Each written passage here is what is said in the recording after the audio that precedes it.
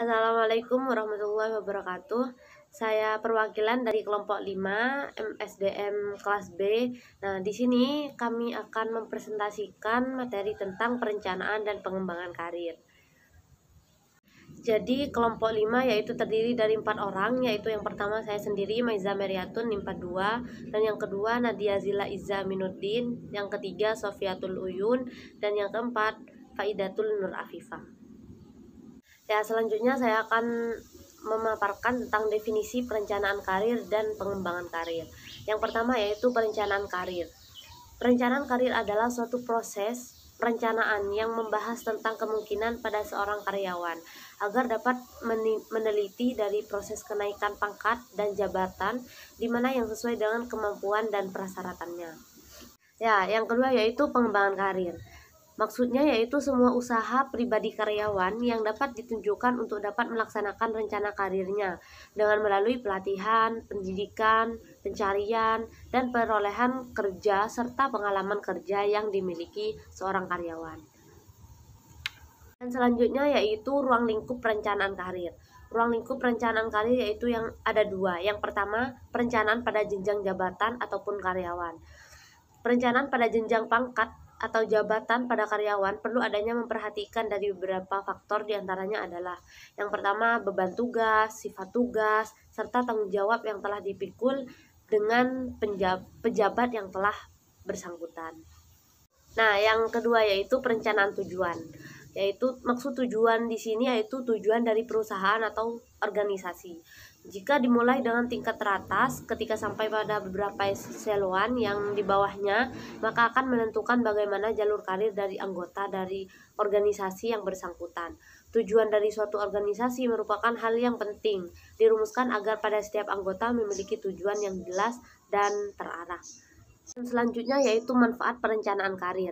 Manfaat perencanaan karir ada dua, yaitu manfaat perencanaan karir bagi suatu organisasi dan yang kedua manfaat perencanaan karir bagi suatu departemen personalia. Yang pertama yaitu manfaat perencanaan karir bagi suatu organisasi. Yaitu manfaatnya yang pertama menyelaraskan antara suatu strategi organisasi dengan beberapa kebutuhan dari penyediaan karyawan dalam suatu organisasi baik dalam skala global, nasional, serta lokal. Seperti itu. Dan selanjutnya yaitu manfaatnya mendayagunakan pada karyawan dengan cara optimal. Dan selanjutnya mengurangi penumpukan pada karyawan yang berada pada level bawah. Selanjutnya meningkatkan kepuasan dari karyawan. Dan yang terakhir membantu untuk mewujudkan peluang kerja yang tidak memandang dari agama, gender, etnis, dan sebagainya. Dan selanjutnya yaitu manfaat perencanaan karir bagi suatu departemen personalia.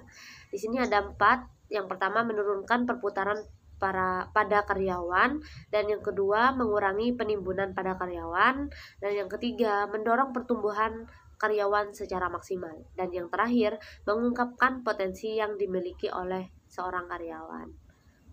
Nah, yang selanjutnya yaitu penyusunan perencanaan karir.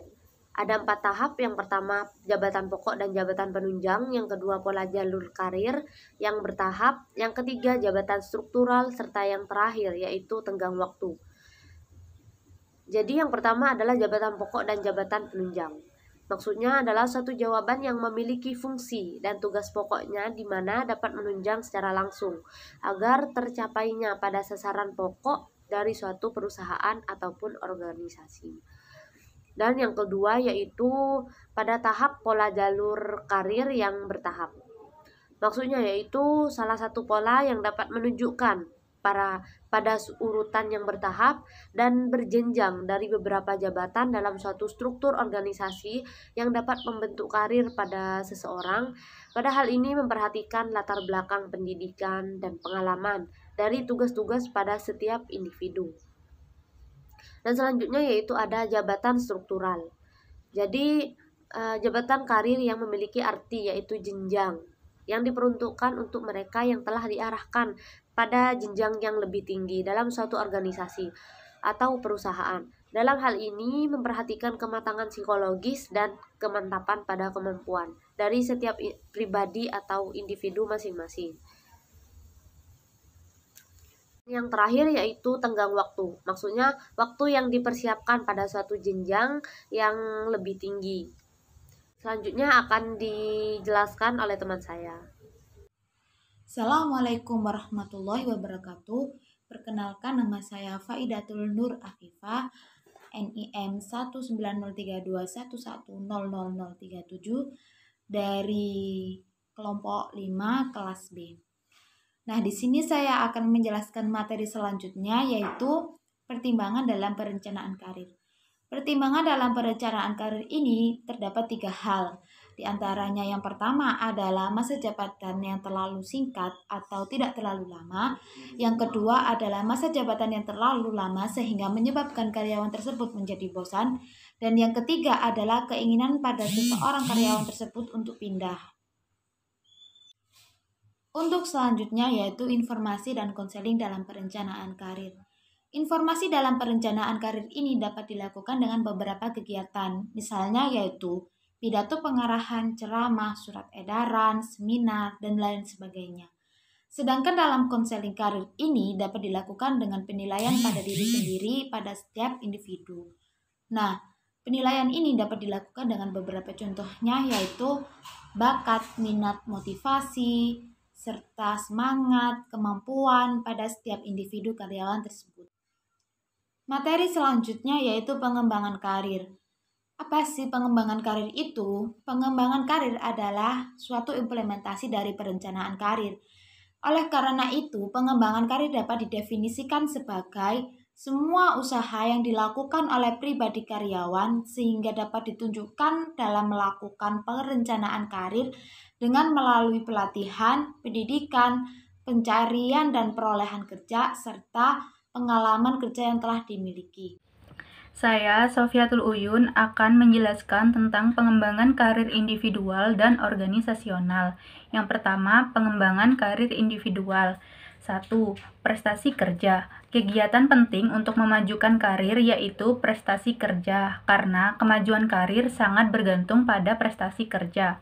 Yang kedua, ada exposure. Exposure artinya menjadi dikenal oleh orang-orang yang memutuskan promosi, transfer, dan juga kesempatan karir lainnya. Yang ketiga, permintaan berhenti. Biasanya dilakukan di organisasi untuk melakukan upaya loncatan pekerjaan dengan kondisi yang lebih menjanjikan. Keempat, kesetiaan organisasional. Kesetiaan yang rendah pada umumnya ditemui pada sarjana baru dan profesional. Yang kelima, ada mentors dan sponsor. Mentor adalah orang yang menawarkan bimbingan karir informal. Sponsor yaitu orang dalam organisasi yang dapat menciptakan kesempatan pengembangan karir bagi orang lain. Yang keenam, ada kesempatan untuk tumbuh. Apabila karyawan meningkatkan kemampuan, maka karyawan memanfaatkan kesempatan untuk tumbuh. Yang kedua, pengembangan karir secara organisasional. Pengembangan karir seharusnya memang tidak bergantung pada usaha individual saja, karena hal itu kadang tidak sesuai dengan kepentingan organisasi. Untuk memungkinkan sinkronnya dengan kepentingan organisasi, maka pihak bagian yang berwenang untuk itu, yakni Departemen Personalia, dapat mengatur perkembangan karir para karyawan. Dalam hal ini, lebih bagus lagi apabila pihak pimpinan organisasi dapat menyetujui dan merestui program Departemen Personalia tersebut, sehingga pihak manajemen selalu well-performed mengenai upaya karir personalia dalam organisasi. Selanjutnya, pilihan yang terdapat dalam pengembangan karir. Pilihan arah atau jalur pengembangan karir meliputi yang pertama ada enrichment, yaitu pengembangan dan peningkatan melalui pemberian tugas atau assignment secara khusus. Ini juga merupakan bentuk umum dari pengembangan secara khusus dan merupakan bentuk umum dari pengembangan karir. Kedua, lateral, merupakan pengembangan ke arah samping sesuatu pekerjaan yang lain yang mungkin lebih cocok dengan keterampilannya dengan memberi pengalaman yang lebih luas tentang baru serta memberikan kepercayaan dan kepuasan lebih besar. Yang ketiga, ada vertikal, yaitu pengembangan ke arah atas pada posisi yang mempunyai tanggung jawab dan wewenang yang lebih besar dibandingkan keahlian khusus atau keahlian khusus yang baru. Yang keempat, ada relocation, merupakan perpindahan secara fisik ke unit organisasi lain atau ke tempat yang dapat melengkapi kesempatan pertumbuhan, peningkatan keinginan, dan kemampuan kerja untuk tetap pada pekerjaan yang sama. Yang kelima ada exploration, yaitu menjelajah ke arah yang lebih luas lagi kepada pilihan karir di dalam unit organisasi untuk mencari dan mengumpulkan informasi, sehingga dapat menjawab pertanyaan dan membuat suatu keputusan tentang potensi karir yang dipilih. Yang keenam ada realignment, yaitu pergerakan ke arah bawah yang mungkin dapat merefleksi sesuatu peralihan atau pertukaran prioritas pekerjaan bagi karyawan untuk mengurangi resiko, tanggung jawab, dan stres, menempatkan posisi karyawan tersebut ke arah yang lebih tepat yang sekaligus sebagai kesempatan atau peluang yang baru. Selanjutnya, peranan personalia pengembangan karir. Membantu manajemen memberikan dukungan umpan balik kepada karyawan, terutama para manajer dapat mendorong pengembangan karir. Departemen personalia dapat memberikan umpan balik dalam beberapa cara. Yang pertama, memberitahukan kepada para karyawan secara periodik mengenai prestasi kerja mereka. Untuk melaksanakan ini, banyak departemen personalia mengembangkan berbagai prosedur evaluasi. Bila prestasi kerja tidak bagus, umpan balik ini memungkinkan karyawan untuk memperbaiki usaha atau menyesuaikan rencana pengembangan karir. Kedua, tipe umpan lain berkaitan dengan program kesempatan. Sesuatu yang lama tidak mempromosikan akan merasa bahwa pengembangan karirnya tidak berguna. Umpan balik ini mempunyai 3 tujuan. Yang pertama, 1. Untuk menjamin para karyawan yang tidak dipromosikan bahwa mereka masih bernilai dan akan dipertimbangkan untuk promosi selanjutnya bila mereka qualified.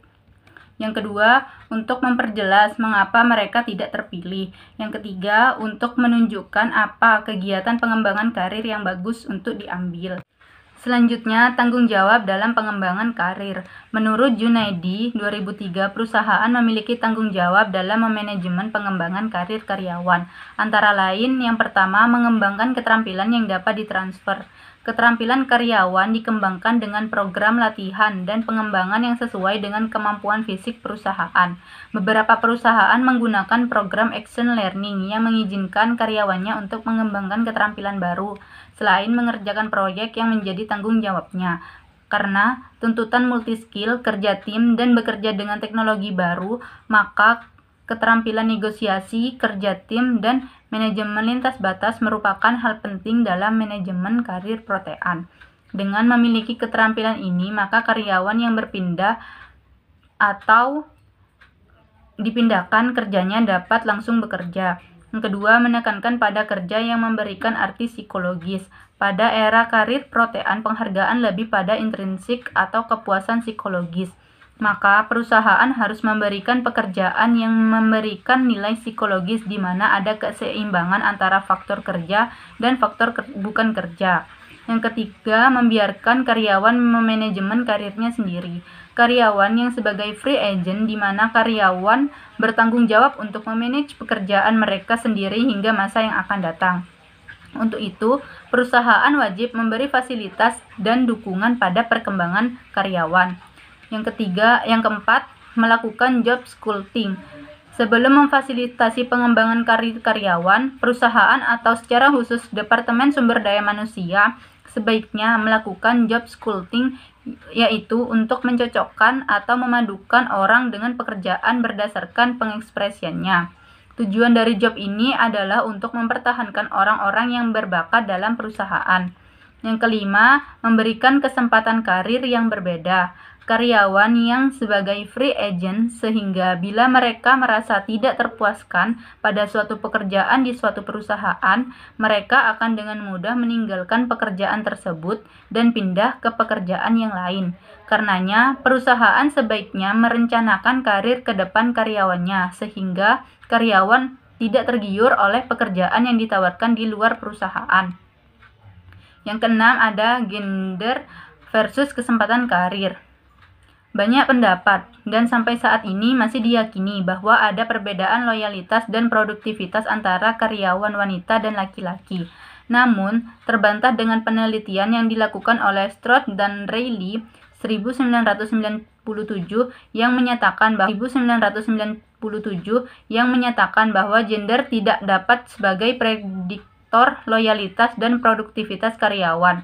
Maka perusahaan harus memberi kesempatan karir yang sama pada karyawan wanita dan lelaki. Yang ketujuh, ada komunikasi. Dalam era yang terus berubah saat ini, memiliki hubungan yang kuat antara karyawan dengan perusahaan adalah hal yang penting. Dan untuk mempertahankan loyalitas karyawan-karyawannya yang berbakat, maka perusahaan sebaiknya melakukan komunikasi dan pertukaran informasi yang teratur dan terbuka. Melanjutkan presentasi dari Saudari Uyun, di sini saya akan menjelaskan tentang manajemen pengembangan karir, di mana manajemen pengembangan karir terjadi atau berlangsung secara dua arah. Arah yang pertama berasal dari para pekerja, di mana para pekerja atau karyawan secara aktif merencanakan serta melakukan berbagai kegiatan ke arah kemajuan serta perkembangan untuk mewujudkan kesuksesan karir mereka. Dan arah yang kedua berasal dari perusahaan atau organisasi, di mana perusahaan atau organisasi memberikan fasilitas serta memberikan peluang kepada para pekerja potensial untuk mengembangkan karir mereka. Selanjutnya yaitu desain program, di mana pada desain program dapat dibedakan dalam 3 fase. Fase yang pertama yaitu fase perencanaan, di mana pada fase ini perusahaan berusaha menyelaraskan rancangan karir pekerja dengan rancangan karir perusahaan, serta mengidentifikasi berbagai kelebihan dan juga kekurangan dari fase yang pertama yaitu fase perencanaan, di mana pada fase ini perusahaan menyelaraskan rancangan karir pekerja dengan rancangan karir perusahaan serta mengidentifikasi berbagai kelebihan dan juga kekurangan para pekerja dalam melaksanakan tugasnya. Fase yang kedua yaitu fase pengarahan, di mana pada fase ini perusahaan berusaha mewujudkan rancangan karir para karyawannya. Pada fase pengarahan terdapat 2 pendekatan. Pendekatan yang pertama yaitu dengan menyelenggarakan konseling karir, dan pendekatan yang kedua yaitu dengan memberikan pelayanan informasi. Fase yang ketiga yaitu fase pengembangan, di mana pada fase ini para pekerja berusaha mewujudkan atau menunjukkan kreativitas serta inisiatif mereka untuk mencapai suatu jabatan atau posisi di masa yang akan datang. Kegiatan yang dapat dilakukan pada fase ini yang pertama yaitu dengan penyelenggaraan sistem mentor, yang kedua pelatihan serta pendidikan, yang ketiga yaitu rotasi jabatan, dan yang keempat yaitu pemberian program beasiswa atau ikatan dinas. Selanjutnya yaitu manfaat perubahan paradigma dalam pengembangan karir. Di sini terdapat 2 dampak. Dampak yang pertama yaitu bagi individu dan yang kedua yaitu bagi organisasi. Dampak bagi individu yang pertama yaitu arti loyalitas, di mana perusahaan tidak dapat menganggap karyawan pengkhianat karena memilih resign dan bekerja di perusahaan lain. Begitupun sebaliknya, karyawan tidak dapat menganggap perusahaan sebagai musuh karena perusahaan memutuskan untuk tidak lagi menggunakan keterampilan yang dimiliki oleh karyawan tersebut. Yang kedua yaitu pandangan terhadap jalur karir, di mana pada paradigma lama, karyawan menganggap bahwa jalur karir hanya terdiri dari satu perusahaan serta satu area kerja saja. Sedangkan pada paradigma baru, karyawan dituntut untuk memiliki multi-skill sehingga memudahkan untuk lintas fungsi. Yang ketiga yaitu kualifikasi karyawan, di mana perusahaan hanya memperkerjakan karyawan yang mau berpartisipasi untuk memproduksi barang dan jasa sesuai dengan tujuan dari perusahaan, yaitu menciptakan serta menyediakan barang dan jasa yang memiliki nilai tambah kepada konsumen. Berangkat dari hal tersebut sehingga perusahaan memberikan kualifikasi tertentu pada setiap karyawannya. Dan yang keempat yaitu hubungan baru antara karyawan dengan perusahaan. Pada paradigma lama, hubungan antara karyawan dengan perusahaan seperti orang tua dan anak, di mana perusahaan berperan sebagai penentu nasib bagi para karyawannya. Sedangkan pada paradigma baru, hubungan antara karyawan dengan perusahaan seperti 2 orang dewasa, di mana perusahaan menyediakan pekerjaan serta memberikan kesempatan pada karyawannya untuk tumbuh dan berkembang serta mempelajari keterampilan yang baru. Yang kedua yaitu dampak bagi perusahaan yang terdiri dari struktur organisasi, di mana pada paradigma baru, struktur atau bentuk organisasi yang cocok diterapkan berupa seluler. Oleh karena itu, perusahaan tidak lagi berfungsi sebagai pemekerja, melainkan sebagai mekanisme pemberi fasilitas berupa menambah keterampilan serta pengetahuan yang dimiliki oleh para karyawannya. Yang kedua yaitu tanggung jawab. Perusahaan bertanggung jawab untuk pengembangan karir karyawannya. Yang pertama yaitu perusahaan memberikan pengembangan karir yang dapat ditransfer. Yang kedua yaitu perusahaan menekankan pada kerja yang memberikan arti secara psikologis. Yang ketiga, perusahaan mengizinkan para karyawannya untuk memanajemen karir mereka sendiri. Yang keempat yaitu job sculpting. Yang kelima yaitu kesempatan karir yang berbeda dari yang lainnya. Yang keenam yaitu gender versus keterampilan karir atau kesempatan karir. Dan yang ketujuh yaitu komunikasi. Selanjutnya yaitu studi kasus. Di sini kelompok kami menggunakan studi kasus yang berjudul Pengaruh Pengembangan Karir Terhadap Kepuasan Kerja Karyawan Melalui Motivasi Kerja sebagai Variabel Intervening. Studi kasus pada Hotel Gracia Semarang. Penelitian dilakukan bertujuan untuk mengetahui pengaruh pengembangan karir terhadap kepuasan pekerja, pengembangan karir menuju motivasi kerja, serta pengembangan karir menuju kepuasan kerja melalui pekerjaan. Jenis penelitiannya yaitu penelitian eksplanatori dengan sampel sebanyak 80. Sampel yang digunakan yaitu para pekerja dari Hotel Gracia Semarang. Analisis yang digunakan yaitu uji korelasi, uji determinasi, uji regresi, uji signifikansi, uji Sobel, serta uji mediasi pada SPSS versi 16. Hasil yang didapat yaitu pengembangan karir berpengaruh secara signifikan terhadap kepuasan kerja, pengembangan karir berpengaruh secara signifikan terhadap motivasi pekerja, kepuasan kerja berpengaruh terhadap motivasi kerja, serta perkembangan karir berpengaruh secara signifikan terhadap kepuasan kerja melalui mediasi parsial motivasi kerja. Sekian presentasi dari kelompok kami, kurang lebihnya kami mohon maaf, dan apabila terdapat pertanyaan, harap didiskusikan di Google Classroom yang telah tersedia. Wassalamualaikum warahmatullahi wabarakatuh.